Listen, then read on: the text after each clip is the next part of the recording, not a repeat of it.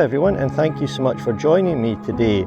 As you can see, I've got some quite nice conditions today, some quite nice atmospheric conditions. It's autumn and I'm out to do some landscape photography. What could be better?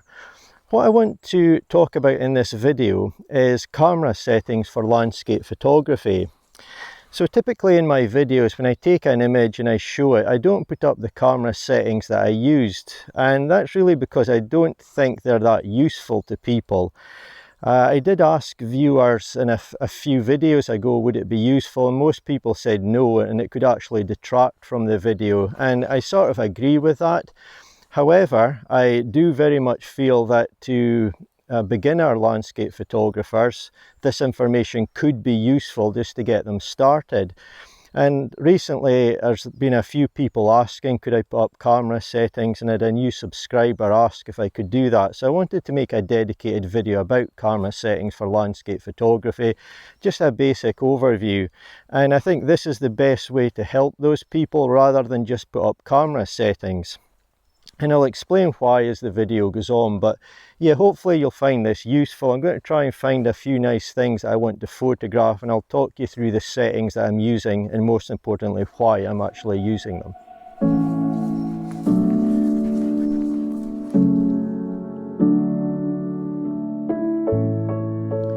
I found a scene behind me here which I want to photograph, and I think it's a good example for this video, as it's sort of a typical landscape photography scene that we might want to photograph. So I'm going to have a look at the settings I'll use for this shot.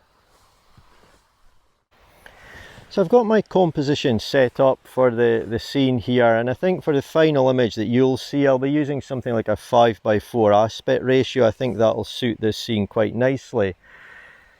So before I talk about the settings that I'm going to use, I think it's important to put some context into what I'm trying to achieve with this image, and then hopefully that will help these settings make more sense regarding why I'm using them. So as I said earlier, it's a fairly typical landscape photography scene in terms of settings, because we're wanting a fairly large depth of field. We want quite a lot of our image to be sharp or acceptably sharp. But myself as the photographer, it's my own personal feelings, but I think the brow of this little hill in front of me here, just before it dips down, if I could have some of those grasses ever so slightly soft, I think that would improve the image. It'll be very subtle, but it would just be a nice touch. Another photographer may see it differently, but that's what I hope to achieve with this image. So I'm going to start with my ISO.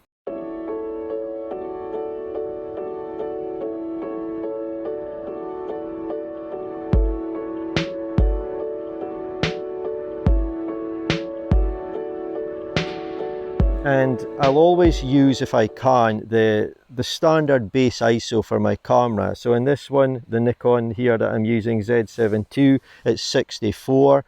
On other cameras that may well be different. That's going to help me get optimal image quality. If I raise the ISO significantly, image quality will suffer. But never be afraid to raise your ISO if you have to. For example, today it's flat cam, I don't need a fast shutter speed. But if there was a strong wind and the lighting conditions are poor and I needed to use a fast shutter speed to freeze motion, I'm going to have to raise my ISO to compensate for that. So don't be afraid to do that if the shot dictates that you need to. So now that I've got my ISO set, I need to move on to thinking about my aperture.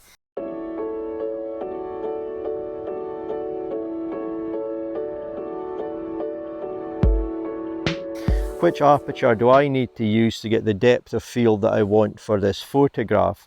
So as the f number increases, so say f8, f11, f16, as that number gets bigger, the more depth of field that we have. But I also need to consider, and I'm using a full frame camera by the way, that I'm zoomed in to roughly 100 millimeters. So the longer the focal length, the less depth of field we will have. So if I was to zoom out all the way to say 24 millimeters on this lens and change nothing else, my depth of field will increase. So I need to take that into account, and I also need to think about the actual distance in this image. Does it stretch for miles? Is it only a very short distance from front to back? But anyway, I'm going to use f8. because that's going to give me quite a lot of depth of field, and I also know it produces nice sharp images on this lens. You may want to look up something called diffraction, do some internet research on that. But basically, once you reach, say, I would say f14, f16 and larger numbers, even though your image is technically sharp, it will look softer than an image, say, shot at f8. So just something to look up. But anyway, I've decided on f8. That's going to give me the depth of field that I want. And I'm going to focus on the tree, which is the main part of this image, surrounded by lovely other trees in autumn colour, of course, but I'm going to focus on this really characterful tree. Then I need to think about shutter speed and balancing my exposure.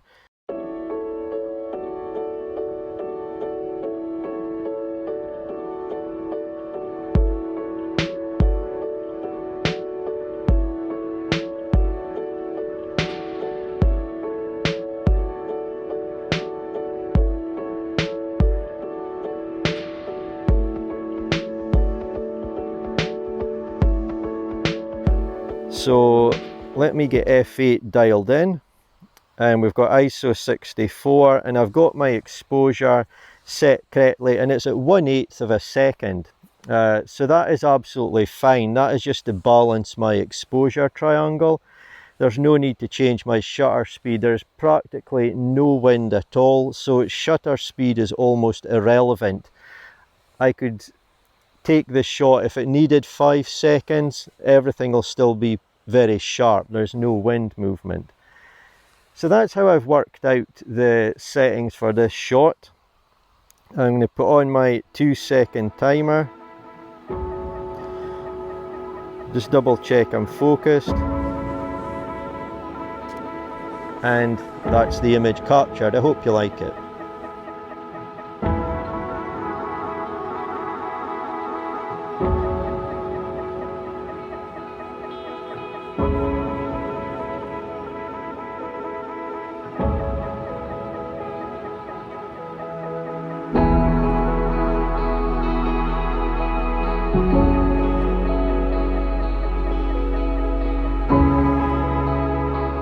So why in my videos do I choose not to always put up a list of all the settings I've used for every photograph that I take?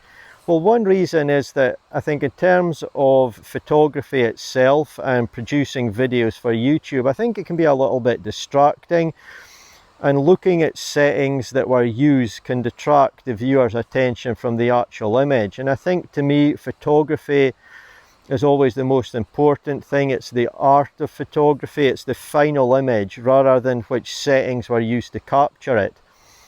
But on the other hand, I know they are very important to people starting off in photography, and that's why I've chosen to make a video such as this dedicated to settings rather than just put them up when I'm making normal videos, where for me the actual photograph is the most important thing.